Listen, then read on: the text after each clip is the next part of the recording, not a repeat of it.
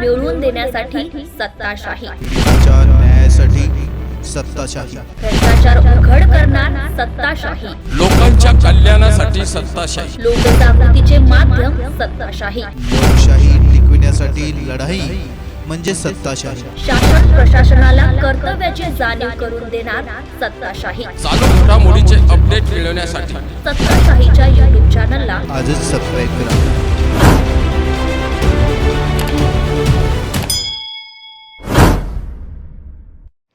पोहरादेवी इथं दर्शन घेऊन फोडले प्रचाराचे नारळ. यवतमाळ वाशिम लोकसभा मतदारसंघातील महायुतीच्या उमेदवार राजश्री पाटील यांनी बंजारा समाजाची काशी असलेल्या वाशिम जिल्ह्यातील पोहरादेवी इथं जगदंबा देवी, संत सेवालाल महाराज, बंजारा धर्मगुरू रामराव बापू महाराज यांच्या समाधीचं दर्शन घेऊन प्रचाराचे नारळ फोडले आहे.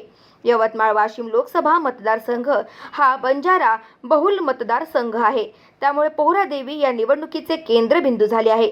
सर्वच पक्षाचे उमेदवार पोहरादेवी इथं नतमस्तक होऊन बंजारा समाजाचे मतदान आकर्षित करण्याचा प्रयत्न करणार. सर्वच पक्षाचे उमेदवार पोहरादेवी इथे नतमस्तक होऊन बंजारा समाजाचे मतदार आकर्षित करण्याचा प्रयत्न करताना दिसत आहे.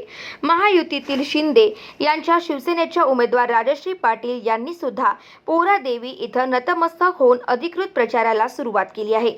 यावेळी त्यांच्यासोबत यवतमाळ वाशिम जिल्ह्याचे पालकमंत्री संजय राठोड, हिंगोलीचे खासदार राजश्री पाटील यांचे पती हेमंत पाटील, भाजप आमदार निलय नाईक यांच्यासह शेकडो कार्यकर्ते उपस्थित होते. प्रतिनिधी संदीप राठोड, पोहरादेवी, वाशिम.